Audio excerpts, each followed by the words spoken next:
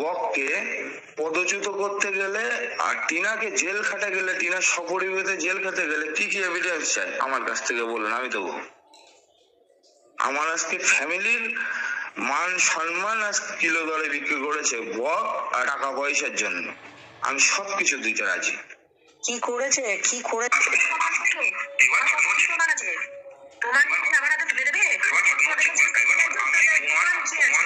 প্রমাণ তো আমি বলছি শুনুন। আজকে যখন আমি কাজে যাই, তো আমি কথা বলো, তুমি কি কোর্টে সাক্ষী দেবে টিনার সাথে তোমার সম্পর্ক থাকা আছে এবং আমি দেবো আমার তার জন্য যে জেল থাকতে হয়। তুমি যে ওকে বিয়ে করেছো এই সাক্ষীটা দেবে? সব সাক্ষী দেবো আমার তার জন্য জেল থাকতে হয়।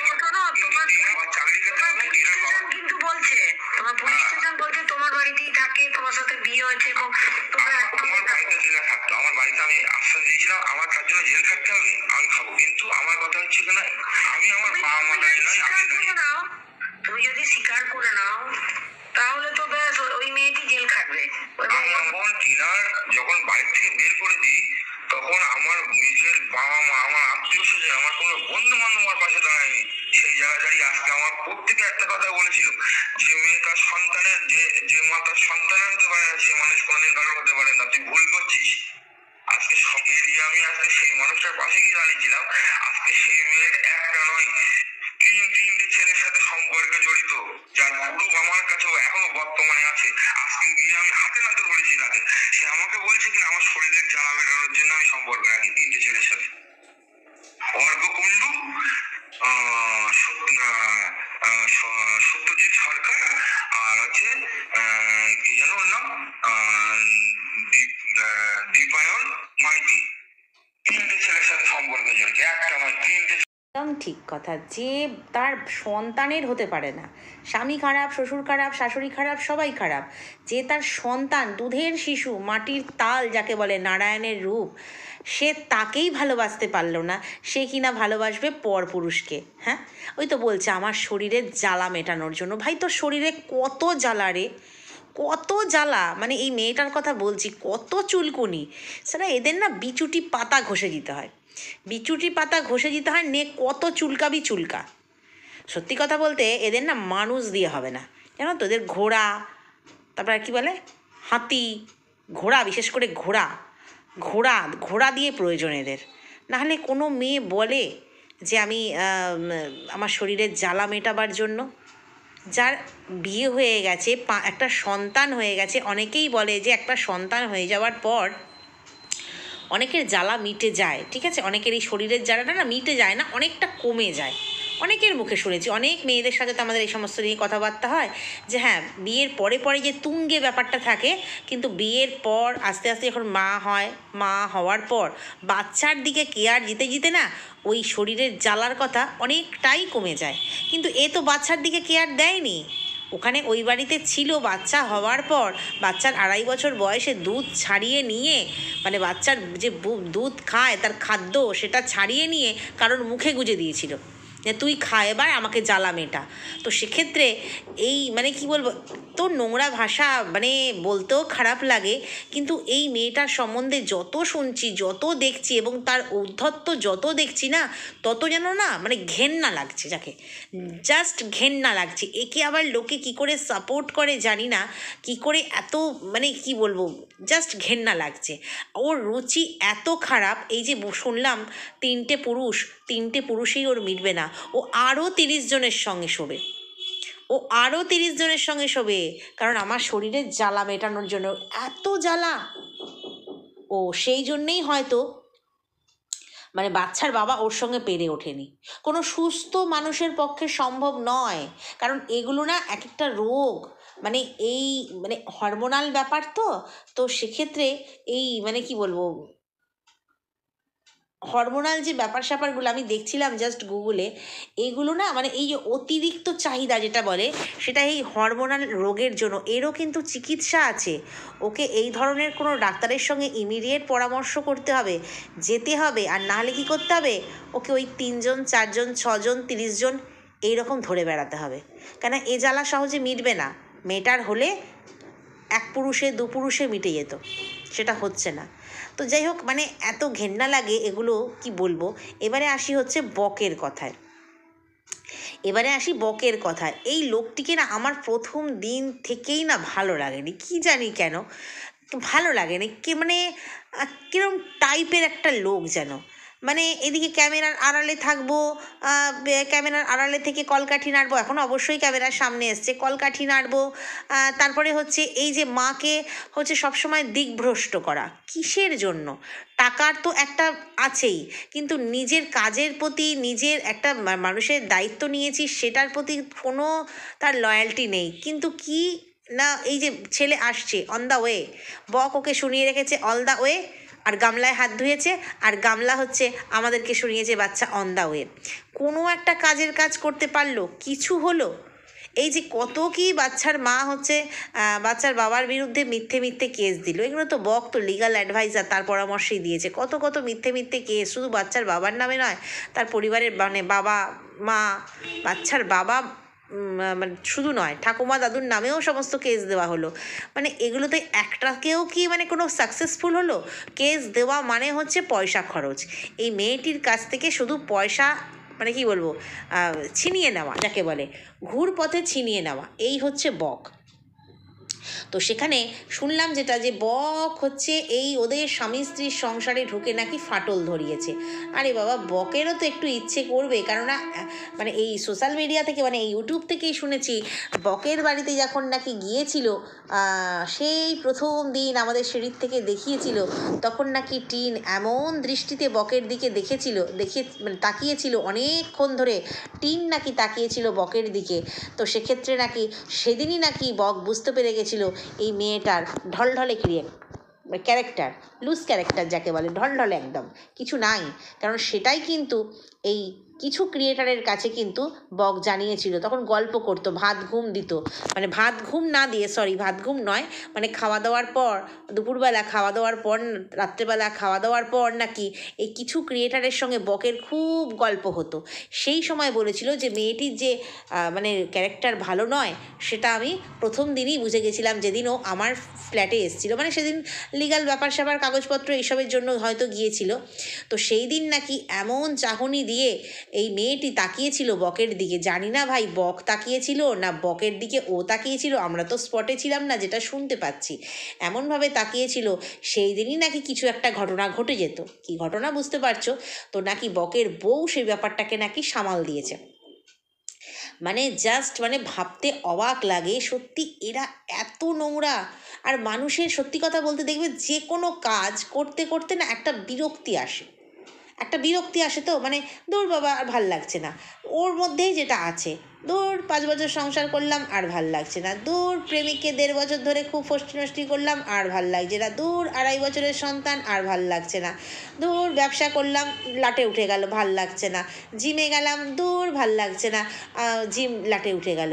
কিন্তু এই যে শরীরের ঘষাঘষি, মাঝামাঝি, ঘর্ষণ, আর সেটা কিন্তু ওর কোনো তাতে কি বলবো, অনীহা নেই।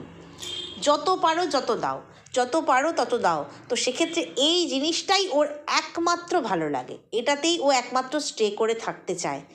তো মানে সত্যি কথা বলতে আমার মনে হয়, এটা আমার শুধু মনে হয় না, আমি গুগল দেখে যেটা বলেছি, এটা কিন্তু ওর রোগ। ওকে ইমিডিয়েট এই ব্যাপারটা, মানে হরমোনাল ভেতরের ব্যাপার এমন কিছু হয়, যার জন্য ওকে ওষুধ খাওয়ার প্রয়োজন আছে। না হলে স্বামী পারল না মেটাতে, ফোকলা পারল না মেটাতে, মানে শরীরের জ্বালা, যেটুকু আমি কল রেকর্ডিংয়ে শুনলাম সেটা থেকেই বলা আর কি, কেউ পারল না। তার সঙ্গে আরও 3 জনকে অ্যাট এ টাইম। হ্যাঁ, হায় ভগবান, এ তো মানে রোগে পড়ে যাবে গো, কী রোগ বুঝতে পারছো? ভগবান না করুক, রোগে পড়ে যাবে। আর এদেরকে কি বলে বলো তো? আচ্ছা, অনেক মেয়ে আছে না টাকার জন্য এইসব করে, ওর তো ভগবানের ইচ্ছায় লক্ষ্মী উপচে পড়ছে, ওর তো টাকার প্রয়োজন নেই, তাহলে শুধুমাত্র এই শারীরিক চাহিদা মেটাবার জন্য একের পর এক পুরুষ।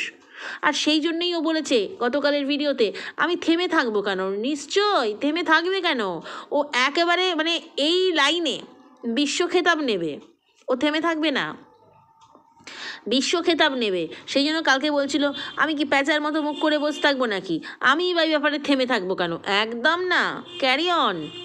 বাপরে, দেখবো একদিন বিশ্ব খেতাব পেয়েছে এই ভাঙাটিন, কিসের জন্য না, চাহিদা পূরণের জন্য একদম বিশ্ব খেতাব পেয়েছে। ছি, এই যে কল রেকর্ডিং আমরা শুনেছিলাম যে বাইরে ফাঁস হবে না, বাইরে দেখাবে না, কোর্টের এভিডেন্স হিসেবে কাজে লাগবে, কিন্তু ম্যাডাম এই কথাও বলেছিল কোর্টে সমস্ত কিছু যখন মানে এই সমস্ত প্রসিডিওর হয়ে যাবে, জমা পড়ে যাবে, এই হয়ে যাবে সেই হয়ে যাবে, তারপর আমি তোমাদেরকে টুকরো টুকরো করে শোনাবো। অবশ্যই ম্যাডাম শোনায়নি, ম্যাডামের যারা খুব কাছের মানুষ তারাই শোনাচ্ছে, তো সেখান থেকেই আমি পেলাম, তোমাদেরকে শোনালাম। তো সেখানে নিশ্চয়ই ম্যাডামের পারমিশনেই হয়েছে, তাহলে এই জিনিসগুলো হয়তো, কারণ দিয়েছে অনেক দিন হয়ে গেল, তারপরে হয়তো এগুলোর যা আইনি প্রসেস কাজ সেগুলো হয়তো এক এক করে জমা পড়ছে, এবং সেই জন্যই হয়তো আমরা এখন ইউটিউবে এইগুলোকে পাচ্ছি। কারণ অনেকের প্রশ্ন আসছে যে শুনেছিলাম কোর্টে কাজে লাগবে, তাহলে এখন কেন বলা হচ্ছে? অ্যাকচুয়ালি যে বলছে, যে কলে বলছে, সে তো সমস্ত প্রমাণ তুলে দিয়েছে, তারপরে আর কল রেকর্ডিংটা কতটা গ্রাহ্যনীয়, আর এমনিও শুনেছি কোর্টে কল রেকর্ডিং অতটা মানে কল যে রেকর্ড সেটা অতটা গ্রাহ্যনীয় হয় না, এবং যে প্রমাণ দিচ্ছে, যে কল রেকর্ড, যার কল রেকর্ড হচ্ছে, যে বলছে, সে যদি সশরীরে প্রমাণ দেয়, সে নিজে বলছে যে আমি জেল খাটবো, সে অভিয়াচ্ছা, তো যদি সশরীরে প্রমাণ দেয় তাহলে তো আর আলাদা করে এই কল রেকর্ডের কোনো প্রয়োজন পড়ে না। হয়তো ম্যাডাম সেরকমই কিছু বুঝেছে, তো সেই জন্যই হয়তো এখন একটু একটু করে শেয়ার হচ্ছে। তবে যেটাই শুনছি সেটাই না জাস্ট চমক লাগার মতন, মেয়েটি এত নোংরা শুধু ভাবতে পারছি না। সত্যি কথা, এই যে অনেকে ফোকলাকে ভিকটিম বলছে, আমি বলি না, কারণ ও নিজে তখন একটা অ্যাডাল্ট ছেলে, এখনও অ্যাডাল্ট, তখন মানে বলতে চাইছি সেই সময় অ্যাডাল্ট ছিল, বাচ্চা ছেলে ছিল না, এবং তারপরে ওর বাড়ির লোক, ওর মা বাবা, ওর বন্ধু বান্ধব সবাই ওকে বলেছে যে তার বাচ্চার হতে পারে না, সে কারোর হতে পারে না, তাহলে শালা তুই তখন নিয়ে এসছিলি কেন? খুব পীড়িত মজে নিয়ে এসছিলি, এবং বাচ্চার বাবার উদ্দেশ্যে বলেছিল না কিসনে কিতনা হে দাম, তো সেক্ষেত্রে তখন তোর খুব মনে হয়েছিল আমি লাখ টাকা রোজগার করে, চলো আমি এর পয়সায় অ্যাশ করব, সেই ধান্দাতেই ও নিয়ে এসেছিল। নাহলে বাড়ির লোক এত সাবধান করার পরেও কেন ফোকলা বিয়ে থা এই সমস্তের ব্যাপারে গেল? আর আজকে আমরা শুনতে পাচ্ছি যে ও বলছে বন্ধু বান্ধব কেউ আমার পাশে ছিল না, এই কল রেকর্ডিং থেকে শুনতে পেলাম। কিন্তু কয়েকদিন আগেই ওর চ্যানেলে ভিডিও দিয়েছিল, ইউটিউব চ্যানেলে ফোকলা, তো সেই সময় বলেছিল আমার বাড়ির লোককে আমি পাশে পাইনি, কিন্তু আমার বন্ধু বান্ধব আমার পাশে ছিল, আমার বন্ধুর বাড়িতেই আমি ওকে রেখেছিলাম। মনে পড়ছে তোমাদের?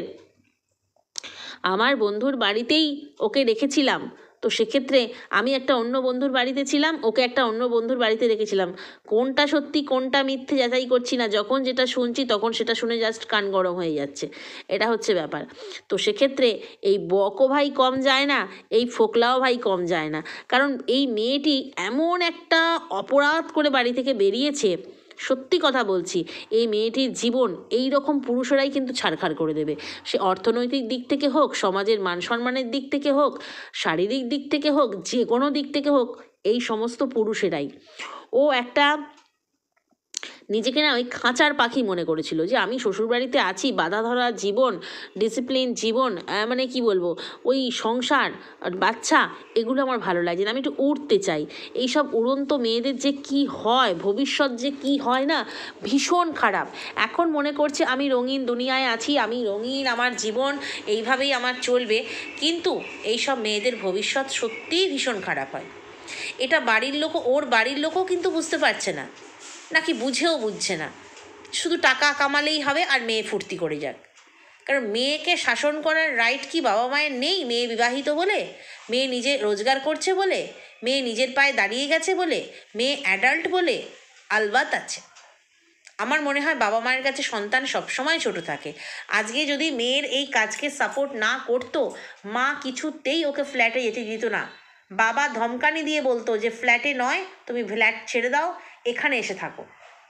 অনেক দর্শক কিন্তু আমি দেখেছি, ওর ভালোবাসার দর্শকরা বলেছে যে বাবাকে বলো একটু জমি কিনে দিতে বা জমি লিখে দিতে, ওদের বাড়ির মধ্যে জমি লিখে দিতে, তুমি এক কামরার একটা ঘর করে থাকো, তাতে তোমার সবার সঙ্গেও থাকা হবে। হ্যাঁ নিশ্চয়ই, ও যা কামাই করে, ও কিন্তু একটা লোন টোন নিয়ে বা যে কোনোই হোক, ওরা তো এমনিই লোনে চলে, বিয়ে দেয় সেটাও লোনে, দাদার বিয়ে হয়েছে সেও লোনে, তো যেভাবেই হোক ও নিজেও তো কিছু উপার্জন করছে, কিছু কেন ভালো উপার্জন করছে, তো সেইভাবে করে ও কিন্তু সুন্দর একটা কি বলবো, ওপরে ঘর করে হোক বা নিজের জমিতে বাড়ি করে হোক, ও কিন্তু ওই বাড়ির মধ্যেই সবার সঙ্গে থাকতে পারতো।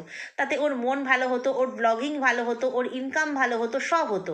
কিন্তু দেখো শরীরের জ্বালা মেটাবার জন্য কি শুরু করেছে। মানে সত্যি এই সব মেয়েকে কি বলে আমি জানি না। আমরা মানে কি বলবো, এই যে কথাগুলো বলে এই ধরনের মেয়েকে, যারা ওই রাস্তায় দাঁড়ায় তাদেরকে এই ধরনের যে কথাগুলো বলে, এ তো এর চাইতে দেখছি কোনো কিছুতে কম নয়। একে আমি বলছি না রাস্তার মেয়ে, কিন্তু এই যা দিন দিন শুরু করেছে এ তো চলতেই থাকবে। কারণ দেখছে আমাকে শাসন করার কেউ নেই, আমাকে বলার কেউ নেই। আমি মানে কি বলবো, ছন্ন ছাড়া জীবন আমার। আমি কারোর কি বলবো এখতিয়ারের মধ্যে নেই। তাই আমাকে কে কি বলবে? আমার যখনই জ্বালা উঠবে আমি 3-4টে পুরুষ একসঙ্গে ধরবো। এরপরে কি রোগ হবে জানো তো? আমরা একটা রোগের নাম জানি, তো সেরকমই হবে। জানি না, হয়তো অবশ্যই মানে কি বলবো,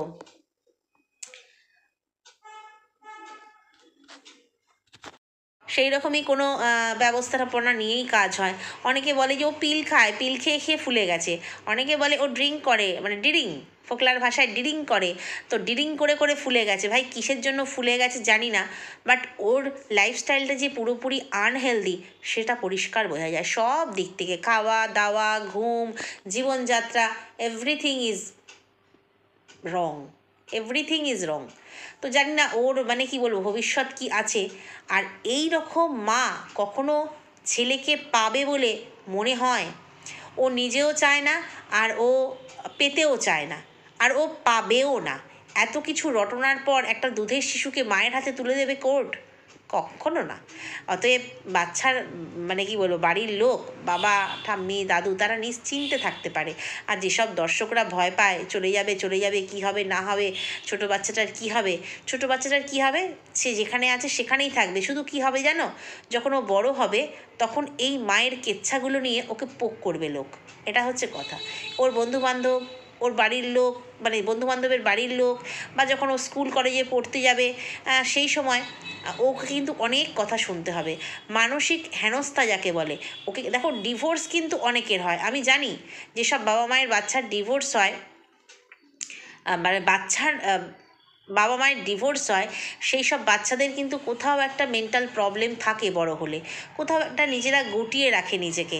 তবুও তারা ঠিক আছে, তবুও মেনে নেয় যে ঠিক আছে বাবা মায়ের মধ্যে বনিবনা হয়নি, বাবা মায়ের ডিভোর্স হয়ে গেছে, আমি একজনের কাছে আছি বা দুজনের সঙ্গেই মিলেমিশে আছি, আর ঠিক আছে, তবু তারা মনকে সান্ত্বনা দিতে পারে। কিন্তু ও যখন বাচ্চাটা যখন বড় হবে, তখন যখন ওর মায়ের কথা সবাই ওকে শোনাবে, কথা শোনাবে, তোর মা তো ওই, তোর মা তো সেই, তোর মা তো এই জন্য বেরিয়েছে, তোর মায়ের সঙ্গে তো এই পুরুষের নাম জড়িয়েছে, কারণ সেগুলো তখন না বাচ্চাটার জন্য ভীষণ খারাপ হবে। এবং সবচাইতে বড় প্রমাণ হচ্ছে এই ভিডিওগুলো, মায়ের এই ঔদ্ধত্যপূর্ণ ভিডিওগুলো। এখনও বলে কি না আমি প্রেম করব।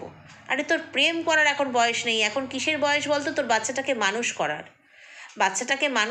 বাচ্চাটাকে কোন স্কুলে দেব, সকাল হলে কি টিফিন দেব, ওর হোমওয়ার্ক আসছে বসিয়ে হোমওয়ার্ক করাবো, ওর সঙ্গে সময় কাটাবো, এইটা এখন তোর সময়। আমরা সত্যি কথা বলতে যবে থেকে মা হয়েছি, আমার মনে হয় ম্যাক্সিমাম মানুষ, সবাই, সব মহিলারাই যবে থেকে মা হয়েছি তবে থেকে মনে হয় ধ্যানটা পুরোপুরি, নিজেদের থেকেও পুরো ধ্যানটা চলে গেছে কিন্তু বাচ্চার দিকে।